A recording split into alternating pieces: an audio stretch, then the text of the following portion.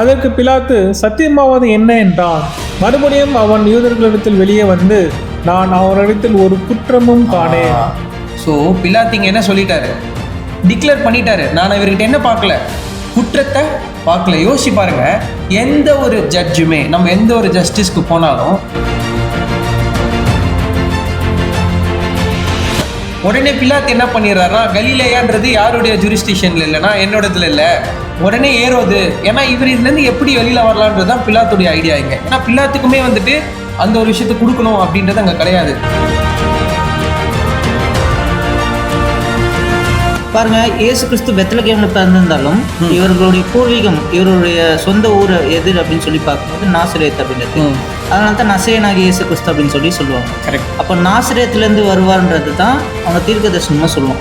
So அப்படி பார்க்கும் பொழுது இந்த நாசரேத் வந்து எங்கே இருக்குன்னா கலிலேயால இருக்கு. அப்போ இந்த கலிலேயா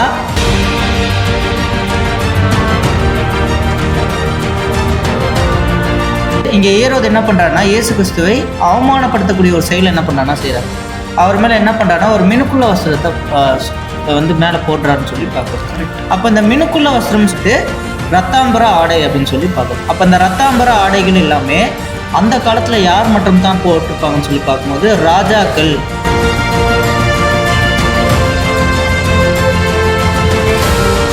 ஸோ பிலாத்தோட கேரக்டர் நம்ம புரிஞ்சுக்கணும். பிலாத்து எப்படிப்பட்ட கேரக்டர் அப்படின்னு சொல்லி பார்க்கும்போது அவர் வந்து ரொம்ப ஒரு கொடூரமான ஒரு மனுஷன் தான் பிலாத்து. ஒரு இன் ஜென்ரலாக ரொம்ப பிடிவாதமான ஒரு குணம் உடையவர் தான் யார் அப்படின்னா இந்த பிலாத்து. ஸோ ஆராய்ச்சியாளர் என்ன சொல்கிறாங்க அப்படின்னா, பிலாத்துக்கு இடத்துல ஒருத்தர் கூட்டிகிட்டு போய் விட்டாங்க அப்படின்னா அவர் கண்டிப்பாக மரண தண்டனை தான். ஸோ அப்படி தான் வந்து அவர் தீர்ப்பார், ஜஸ்டிஸ் பண்ணுவார். ஆனால் அந்த பிலாத்துவே இயேசு கிறிஸ்துவை பார்த்துட்டு அவர் என்ன பண்ணார் அப்படின்னா, அவர் சைக்காலஜிக்கலாக அவர் புரிஞ்சுக்கிறாரு இவர் இடத்துல எந்த குற்றமும் இல்லை அப்படின்றது.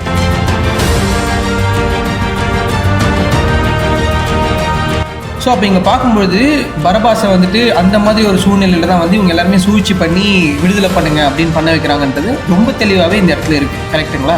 சார், ஆக்சுவலி இந்த இடத்துல பரபாஸ் வந்து இங்கே கள்ளன்னு சொல்லி சொன்னாங்களே. ஆமாம். இப்போ பரபாஸ் யார்? அவர் கள்ளனா?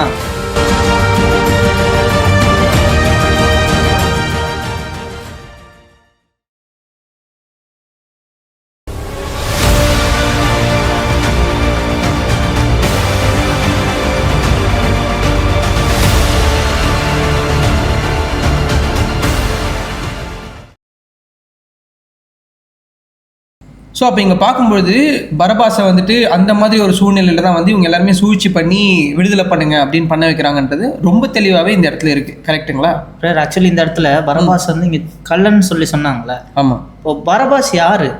அவர் கள்ளனா? எதற்கு பிலாத்து பரபாஸை கொண்டு வந்து நிறுத்தி வைக்கணும் அப்படின்னு சொல்லி பார்க்கும்போது பாருங்கள், இந்த பரபாஸை குறித்து மார்க் என்ன பண்ணாங்கன்னா டீட்டெயிலாக எழுதுறாரு. பாருங்கள், மார்க் 15ஆம் அதிகாரம் 6ஆம் வசனத்துலேருந்து வாசிங்க. மார்க் 15ஆம் அதிகாரம் 6ஆம் வசனம். காவல் பண்ணப்பட்டவர்களில் எவனை விடுதலையாக்க வேண்டும் என்று ஜனங்கள் கேட்டுக்கொள்வார்களோ அவனை அவர்களுக்காக விடுதலையாக்குவது பண்டிகை தோறும் பிலாத்துக்கு வழக்கமாக இருந்தது. கலகம் பண்ணி அந்த கலகத்தில் கொலை செய்து அதற்காக காவல் பண்ணப்பட்டவர்களில் பரபாஸ் என்னப்பட்ட ஒருவன் இருந்தான்.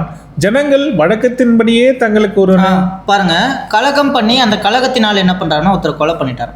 அப்போது இந்த பரபாஸ் யாருன்னு சொல்லி பார்க்கும்போது கலகம் பண்ணக்கூடிய ஒரு குரூப். அப்போ யார் இவர்கள்னு சொல்லி பார்க்கும்போது பாருங்கள், எப்படி பரிசேயர்கள் சதுசேயர்கள் அப்படின்னு சொல்லிட்டு ஒரு குரூப் பிரிவினர் இருந்தாங்களோ, இந்த டைமில் செலோத்தே, அதாவது ஜெலோட்ஸ் அப்படின்னு சொல்லிட்டு இங்கிலீஷில் இருக்கும். ஜெலோட்ஸ் அப்படின்றது பாருங்கள், இந்த ஜெலோட்ஸ் அப்படின்ற ஒரு குரூப்புமே இருந்தாங்க. எப்படி பரிசேயர்கள் சதுசேயர் இருக்கிறாங்களோ, ஜெலோட்ஸ் அப்படின்ற ஒரு குரூப் இருக்கிறாங்க.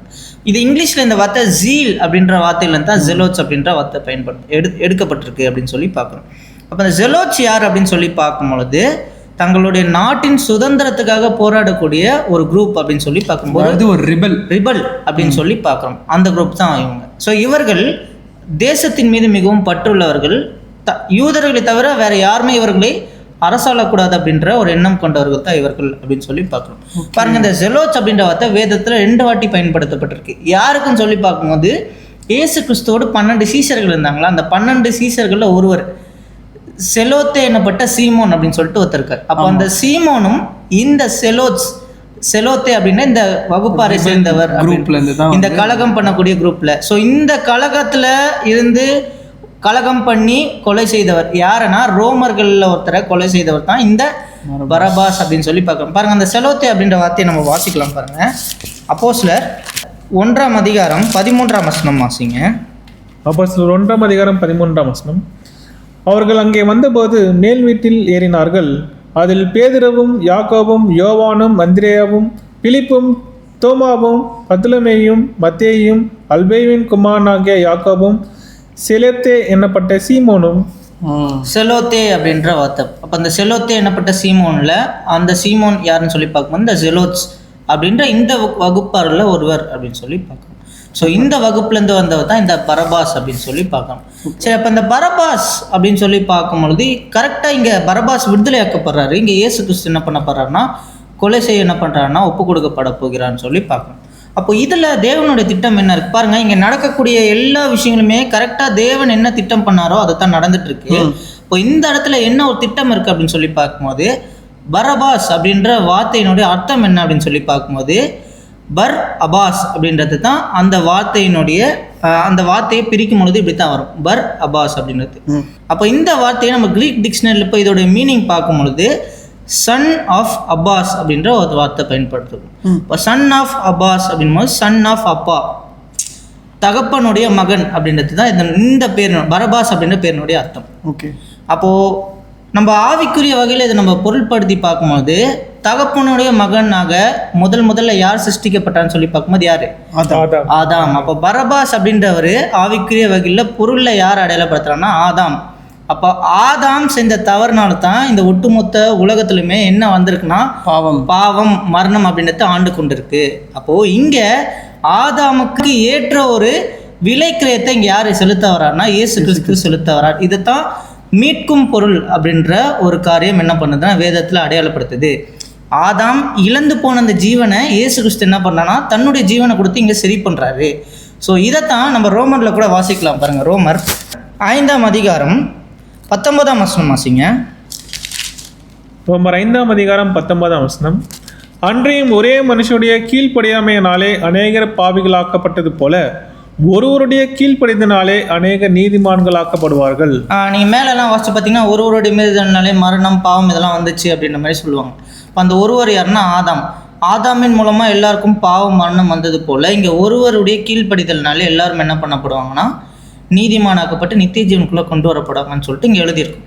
அப்போது இயேசு கிறிஸ்து ஆதாமை என்ன பண்ணுறாருன்னா விடுதலையாக்கி ஆதாமுக்கு கிடைக்கப்பட்ட அந்த தண்டனையை என்ன பண்றாருன்னா இவர் என்ன பண்றாருன்னா ஏற்றுக்கொள்றாரு. அது சிம்பலைஸ் பண்ற மாதிரி, அந்த சிம்பலைஸ் பண்ற மாதிரி தான் இங்க பரபாஸ் விடுதலை ஆகிறாரு. இங்க இயேசு கிறிஸ்து சிலுவையில் அறையப்பட ஒப்பு கொடுக்கப்படுகிறார் அப்படின்னு சொல்லி பார்க்கணும்.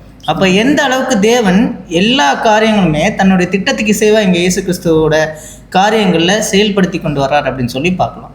ரொம்ப உண்மையிலே ஒரு நல்ல இன்ஃபர்மேஷன் தான் பிரதர். நான் ஒரு அழகான ஒரு கம்பேரிசனாக தான் நம்ம இதை பார்க்கணும். கரெக்டுங்களா? நம்ம அவருடைய ஸ்டார்டிங்லேருந்து அந்த எண்டு அந்த ஜேர்னியே பார்த்தீங்கன்னா ரொம்ப வித்தியாசமாக இருக்கும். கரெக்டாக? இப்போ மத்தேயுல வந்துட்டு 21ஆம் அதிகாரம் 9ஆம் வசனம் எடுத்து படிச்சிங்கன்னா என்ன சொல்லியிருப்பாங்கன்னா இவரை வந்து ஓசனான்னு சொல்லிட்டு பயங்கரமாக ப்ரைஸ் பண்ணியிருப்பாங்க எருசலேமுக்குள்ளே வரும்பொழுது. அதே மேலே வரும்போது ஓசன்னா கரெக்ட், ஜனங்கள் எல்லாருமே வந்துட்டு ஓசனான்னு சொல்லியிருப்பாங்க. அவங்க வந்து அவரை ப்ரைஸ் பண்ணியிருப்பாங்க. இந்த அதுக்கு ஆப்போசிட்டாக அப்படியே இன்னொன்று ஒரு இன்சிடென்ட்டில் எப்படிப்பட்ட ஒரு வார்த்தை வந்திருக்குன்னு படிக்கலாம் பாருங்கள். மத்தேயு 27ஆம் அதிகாரத்தில் 22ஆம் வசனம் 23ஆம் வசனம் படிக்கும். மத்தேயு 27ஆம் அதிகாரம் 22ஆம் வசனம். பிலாத்து அவர்களை நோக்கி, அப்படியானால் கிறிஸ்து எனப்பட்ட இயேசுவை நான் என்ன செய்ய வேண்டும் என்று கேட்டான். அவனை சிலுவையில் அறைய வேண்டும் என்று எல்லாரும் சொன்னார்கள்.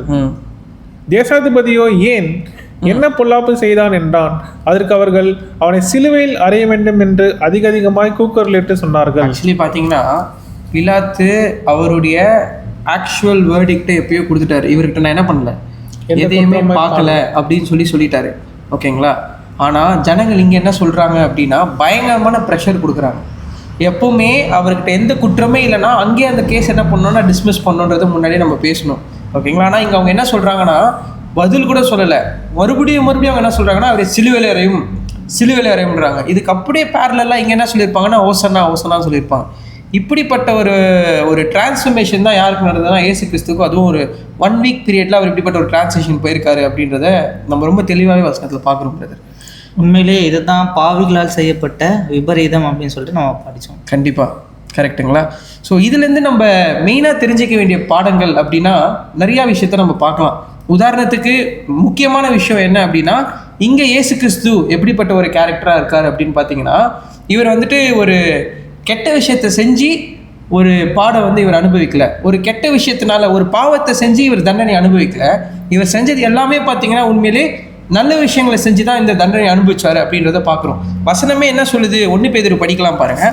1 பேதுரு 3ஆம் அதிகாரம் 16ஆம் வசனம் 17ஆம் வசனம். 1 பேதுரு 3ஆம் அதிகாரம் 16ஆம் வசனம். கிறிஸ்துவுக்கேற்ற உங்கள் நல்ல நடக்கையை தூஷிக்கிறவர்கள் உங்களை அக்கிரமக்காரர் என்று உங்களுக்கு விரோதமாய் சொல்லுகிற விஷயத்தில் நல்லா ரொம்ப ஆழமா இருக்கு பாருங்க பிரதர். நம்மளை கிறிஸ்துவுக்கு ஏற்ற மாதிரி நம்ம நடந்தோம்னா நம்மள என்னன்னு சொல்லுவாங்க? அக்கிரமக்காரர்கள் தான் தூஷிப்பாங்க. படிங்க பிரதர். விரோதமாய் சொல்லுகிற விஷயத்தில் வெட்கப்படும்படிக்கு நல் மனசாட்சி உடையவர்களாக இருங்கள். தீமை செய்து பாடு அனுபவிப்பதிலும் தேவனுக்கு சித்தமானால் நன்மை செய்து பாடு அனுபவிப்பதே மேன்மையாக இருக்கும். இதை யார் தான் நம்மளுக்கு பண்ணி காமிச்சதுன்னு நம்ம பார்க்குறோம். இந்த எல்லா வேர்டிக்லையுமே இவங்க நடந்த எல்லா விசாரணைகளுமே அவருக்கு அவர் எந்த தீமையுமே செய்யல, அவர் நன்மை தான் செஞ்சாரு. ஆனால் இங்கே அவர் என்ன பண்ணாரு? பாடு அனுபவிச்சாரு அப்படின்றத நம்ம ரொம்ப தெளிவாக பார்க்குறோம்.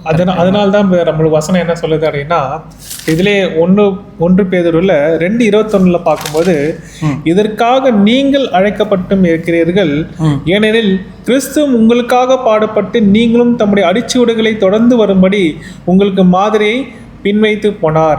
அவர் பாவம் செய்யவில்லை, அவருடைய வாயிலே வஞ்சனை காணப்படவும் இல்லை. ஸோ எந்த விஷயத்திலும் அவர் குற்றவாளியே இல்லை. ஆனால் தேவனுக்கு சித்தத்துக்கு என்னங்க அவர் என்ன பண்ணார் அப்படின்னா ஒப்பு கொடுத்தாரு. ஸோ இந்த இடத்துல நம்மளுக்கு என்ன பாடம் அப்படின்னா, நம்மளும் என்ன தான் பண்ணணும் அப்படின்னா, தேவனுடைய சித்தம் என்ன அப்படின்றத நம்ம பகுத்தறிந்து பார்த்து நமக்கு என்ன விரோதமான செயல்கள் இருந்தால் கூட தேவன் நியாயம் தீர்க்கிற வரைக்கும் நம்ம என்ன பண்ணோம் அப்படின்னா அது பொறுமையோட நம்ம இருக்கணும் அப்படின்றத நம்ம புரிஞ்சுக்கணும். அன்புக்குரிய சகோதர சகோதரிகளே, இந்நாளில் கூட நம்ம ஆண்டவராக இயேசு கிறிஸ்துவுக்கு நடந்த அந்த விபரீதங்களை நம்ம ரொம்ப தெளிவாக நம்ம பார்த்தோம். நம்ம வரக்கூடிய நாட்களில் கூட நம்ம என்ன பண்ணலாம் அப்படின்னா, தேவனுக்கு சித்தமானால் தேவனுடைய பொக்கிஷமான சத்தியங்களை நாம் தியானிக்கலாம். பொறுமையை கேட்டவங்களை தேவன் தாமே ஆசீர்வதிப்பாராக. ஆமென்.